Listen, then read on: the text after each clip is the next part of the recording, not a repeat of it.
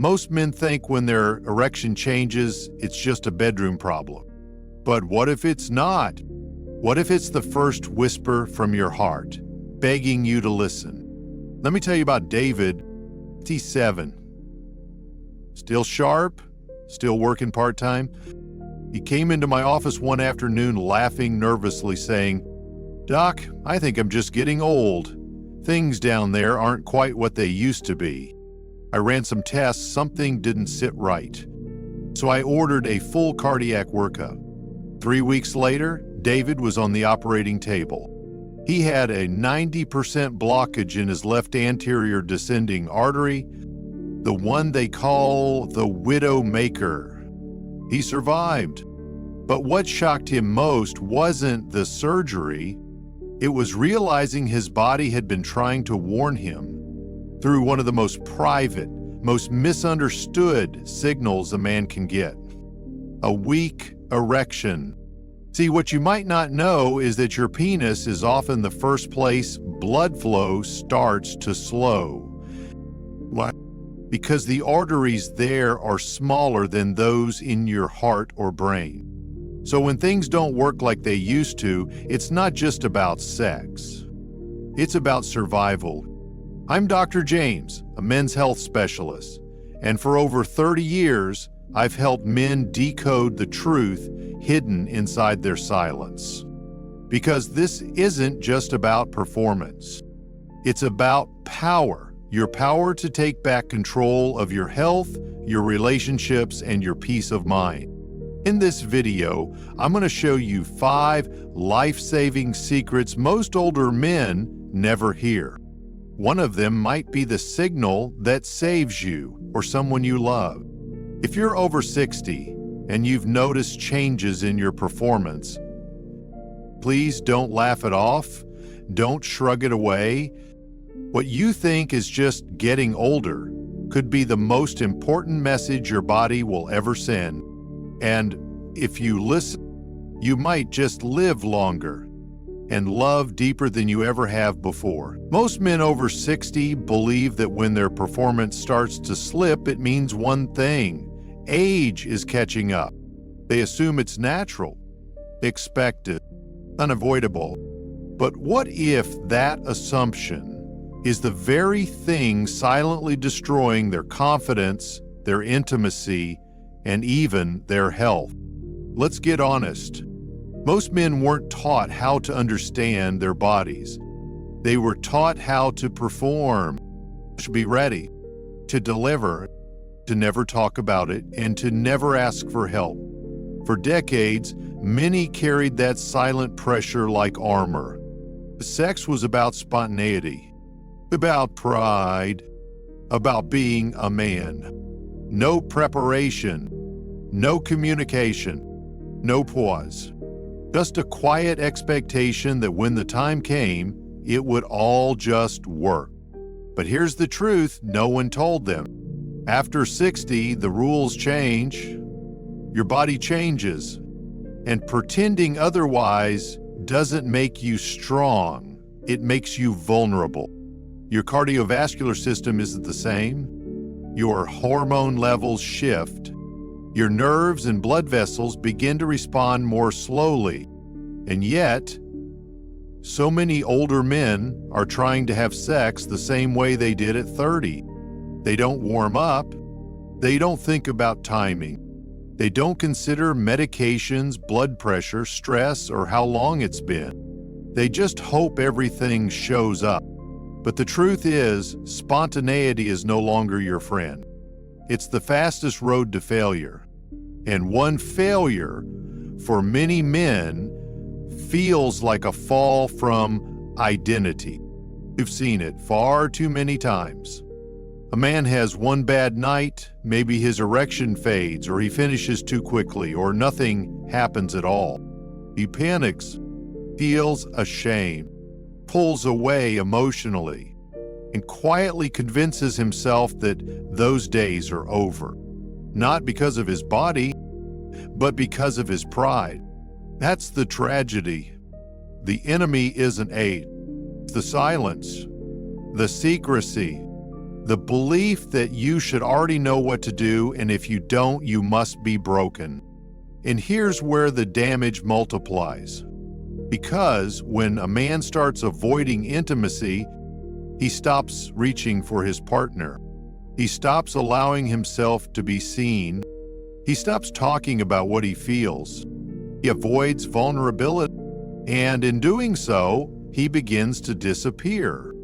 The distance grows, not just in the bedroom, but in the living room, in conversation, in small daily touch. His partner feels it too.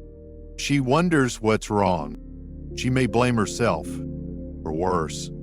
She may stop reaching for him, thinking he no longer cares. And now the silence isn't just inside of him, it lives between them. This is the cost of believing that intimacy should still happen without thought or intention. That real men don't plan. That if it doesn't just happen, it must be over. But let me be very clear. Planning is not weakness, it's wisdom. If you had a heart condition, you wouldn't run a marathon without stretching, breathing, preparing. If you had a shoulder injury, you wouldn't lift heavy weights without warm-up and pacing. Why is sex any different? The reality is, sex after 60 can still be beautiful, powerful, meaningful. But it must be approached with the same maturity, care, and awareness you've brought to every other part of your life. Because the same pride that made you strong in your youth might be the very thing making you fragile now. And the most heartbreaking part? Many of these men never ask for help. They suffer in silence. They assume they're the only one, but they're not. You are not. What's happening to your body is not failure. It's transition. It's evolution. It's an invitation not to prove your manhood, but to redefine it, to move from performance to presence, from pressure to preparation, from fear to freedom. And that begins the moment you stop expecting spontaneity and start choosing connection. It starts small. Our canceled date, a skip moment of touch, a subtle glance away when your partner undresses or reaches for your hand under the sheets. You tell yourself you're just tired, too stressed, not in the mood, but deep down, something else is happening. Pull away, not because you don't want intimacy, but because you're afraid of what might happen if you try and it doesn't work. And if that resonates with you, I want you to hear me. You are not alone. I've sat across from countless men, strong, proud, successful men, who've whispered the same words I've heard for decades. Doc, I feel like I've lost a part of myself. Or worse, I don't even try anymore. It's easier that way. They carry the weight of unspoken frustration, of shame they've never named, of questions they don't dare ask even to the person they share a bed with. Some haven't been touched in months. Others haven't touched their partner in years. Not out of anger or disinterest, but out of fear. Fear of failing, fear of disappointing, fear of confirming the silent suspicion that they're no longer the man they used to be. And it's not just emotional, it shows up in their bodies. Their shoulders slump, their voices soften. They talk about golf, retirement, their grandchildren, anything but the one thing that aches in their chest the most. I remember one patient, let's call him Thomas. He was 70, married for over 40 years. He sat in my office with tears in his eyes and said, "She still lays beside me every night, but I haven't held her in months. Not because I don't love her, because I'm afraid she'll know I'm not the same." That one sentence broke something open, because it wasn't about sex. It was about identity, about connection, about the fear that without intimacy, He was slowly becoming invisible, even in his own marriage. But Thomas is not rare. He's every man who scrolls through late-night health articles in silence, every man who nods politely at the doctor's office and never brings up what's really bothering him, every man who watches his partner fall asleep and quietly wonders if he'll ever feel wanted again. So if you've ever made an excuse to avoid touch, changed in the bathroom to hide your body, waited until your partner fell asleep so you wouldn't have to talk about it, then know this: you are not broken. You are not weak. You are not alone. What you're feeling has been felt by thousands of men across the world. Men who still love deeply. Men who still crave connection. Men who, just like you, didn't get a roadmap for how to handle this new chapter of life. Because no one taught you what to do when spontaneity fades, when performance becomes unpredictable, when desire is still alive but your confidence isn't. And perhaps the most tragic part? Many women are waiting quietly, patiently, for their partners to reach back, not with perfect performance, but with presence, with honesty, with the courage to say, I miss us, I want us, I'm just not sure how anymore. And that sentence alone can begin a new conversation, a new connection, and maybe a return to the intimacy you thought was gone for good. For most men, a change in their erection feels like a private loss, a moment of shame, a quiet reminder that time is passing. But what if it's not just about sex? What if it's your body's first and most urgent warning sign that something far more serious is happening inside you? And let me tell you something that most doctors still don't say clearly enough. Your erection is a cardiovascular event. It's not just about arousal or performance. It's about blood flow, pure and simple. And when blood isn't flowing well there, it likely isn't flowing well elsewhere either. Here's the science. The arteries in the penis are significantly smaller than the arteries in your heart or brain. So when plaque builds up in your body, when cholesterol hardens your vessels, when inflammation slows circulation, the penis is often the first place where that slow down becomes visible. That's why erectile dysfunction isn't just a sexual inconvenience. It's often the very first symptom of undiagnosed cardiovascular disease. A major study published in the Journal of the American College of Cardiology found that men with erectile dysfunction were up to 80% more likely to experience heart issues within 5 years. 30%. Let that sink in. And it's not just heart attacks. We're talking about strokes, high blood pressure, silent arterial damage, even early onset cognitive decline linked to restricted blood flow. Now, you may be wondering, why hasn't anyone told you this before? The truth is, most men feel too embarrassed to bring it up, and many doctors are too rushed or uncomfortable to dig deeper. So the conversation never happens.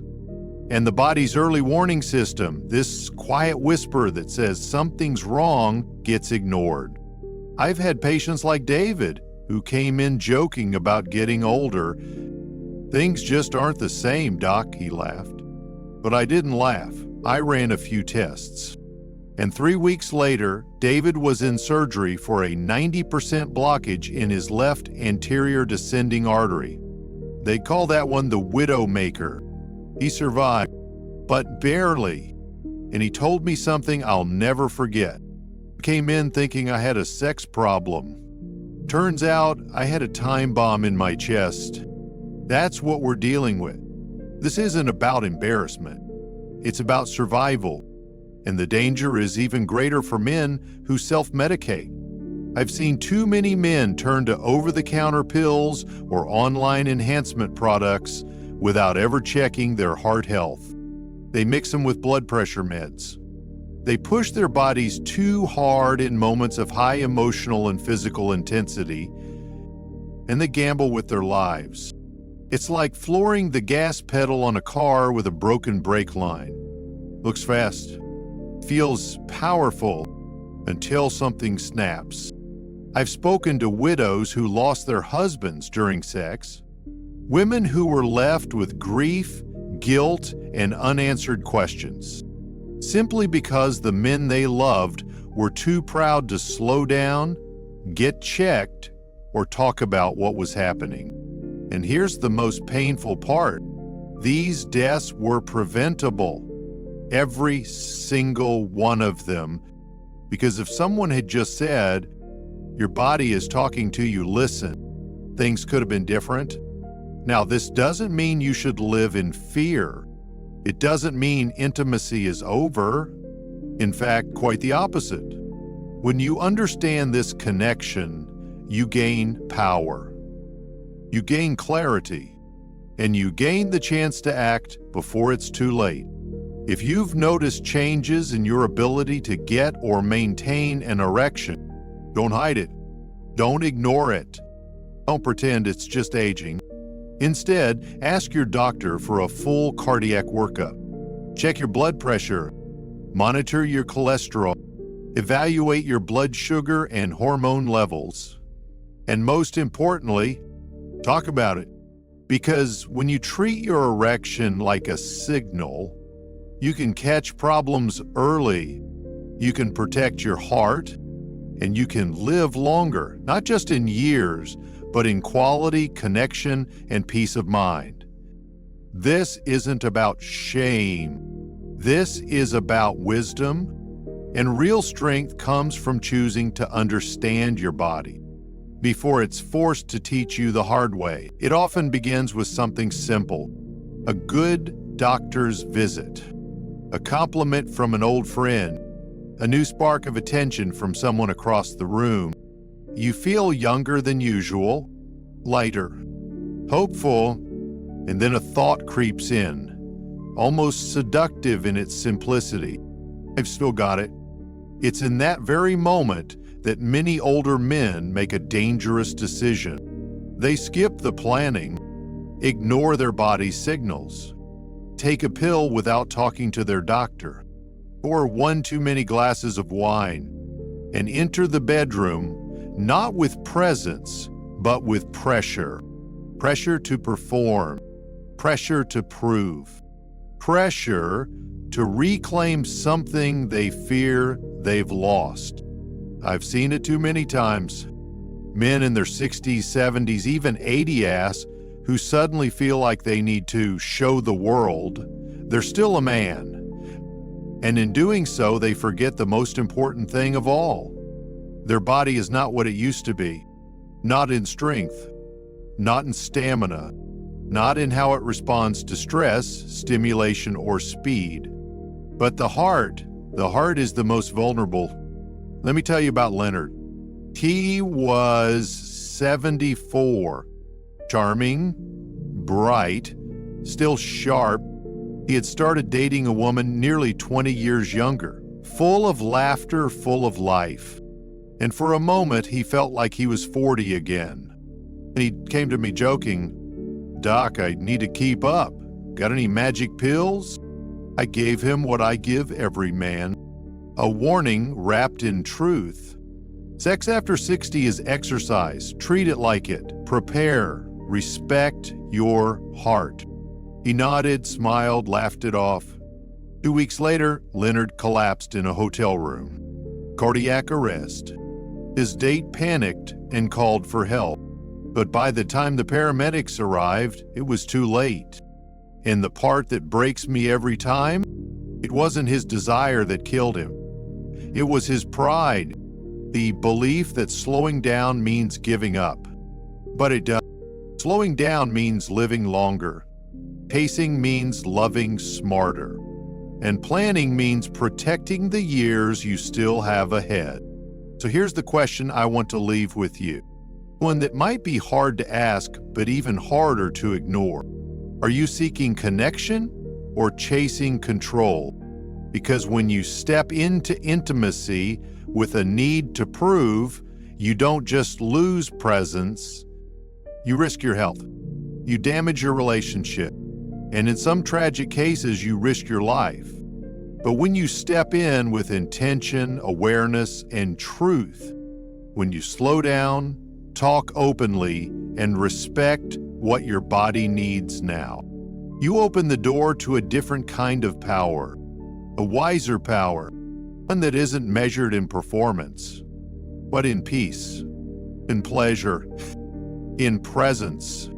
So pause right now, look inside, ask yourself honestly, when was the last time I made love? Not to prove I still could, but to simply feel connected to the one I love? If that question hits you in the chest, don't run from it. Sit with it, as the answer may hold more than just your next intimate moment. It may hold the key to your next chapter of health, connection, and life. Once you stop trying to prove yourself, a new question quietly appears. So now what? What do you actually do? What can you change? Not someday, not next year, but today, to reclaim your intimacy, your energy, and your peace of mind. The answer is not dramatic. It's not about new pills, extreme exercises, or impossible routines. It's about quiet, consistent shifts. Simple acts that restore blood flow, trust, and connection. Let's begin with the body. Shift 1. Learn to prepare for intimacy like you would for a meaningful event. You don't go into an important meeting unshowered and unfocused. You don't hike a mountain without stretching, breathing, and checking the weather. So why walk into intimacy hoping your body will just work? If you're over 60, your nervous system needs calm. Your circulation needs support. Your heart needs rhythm. Preparation means slowing down, physically and emotionally. Take a warm shower or bath. Light stretching can relax muscles and joints. Dim the lights. Sit close to your partner, not with expectation, but with curiosity. And most importantly, give yourself permission to speak. Say, I'd love to connect, but I need to move slowly tonight. Say, let's take our time. There's no rush. You'll be amazed what this kind of clarity unlocks, not just in your body, but in your partner's heart. Shift 2. Train your touch to speak without needing to lead to sex. Here's a truth no one talks about. Many older couples go days, even weeks, without skin-to-skin contact. Not because they don't care, but because they're afraid touch means pressure. It doesn't have to. Start with 3 intentional, non-sexual touches a day. A palm on the shoulder while she cooks. A hand resting gently on her lower back while passing in the hallway. A light squeeze of her hand before falling asleep. Do it not to get anything. Do it to say, I still see you, I'm still here. This kind of touch lowers cortisol, releases oxytocin, and reminds both of you that intimacy is not an event, it's a presence. And over time, that presence becomes the safety net for more physical connection. Shift 3. Let go of digital stimulation and reconnect with real arousal. Many men over 60 quietly depend on screens to feel turned on. It starts as occasional escape, but quickly rewires the brain. Pornography offers endless novelty, no emotional weight, and constant visual stimuli. But the cost is high. Your brain stops responding to natural cues. Real skin no longer excites. Real breath no longer stirs response. Your partner begins to feel less like a person and more like a comparison. And slowly, your connection fades, not because you're old, but because you've trained your body to expect something synthetic. Start by reducing screen exposure. Even 1 week without it can begin to reset neural patterns. Replace it with something better. A guided breathing session. A slow massage with music and dim lights. A handwritten note to your partner recalling a favorite memory. These small rituals do more than stimulate, they rewire your senses back toward reality. And that reality, though slower, softer, and more unpredictable, is infinitely more satisfying. Because what makes intimacy fulfilling after 60 isn't intensity, safety. It's intention. It's trust. So here's the real invitation. Don't try to return to who you were. Start becoming who you are now. Wiser, slower, more aware of your limits, and more in tune with what truly brings connection. Start small. Maybe tonight you warm your hands before touching. Maybe tomorrow you hold your partner without a goal. Maybe this weekend you schedule time not for sex, but for closeness. No pressure, just presence. And when you do, you'll realize that the flame you feared was gone. It was only waiting for you to stop rushing. Breathe and strike the match differently. So many men reach a point in life where they start to fade, not physically, but emotionally. They stop reaching, stop risking, stop believing that real connection is still possible. But if you've made it this far, if something in this message made you pause, then let me say this clearly. You are not too late. You are not too far gone. You are still here, and you still matter. You've learned a lot today. You've seen that what feels like a private failure might actually be a medical signal worth listening to. You've discovered that intimacy isn't just about the body, it's about the heart, the mind, the spirit. You've realized that the greatest danger isn't weakness, it's pride. It's rushing when your body is asking you to slow down. It's silence when what you need most is to speak. And most importantly, you've seen that change is possible.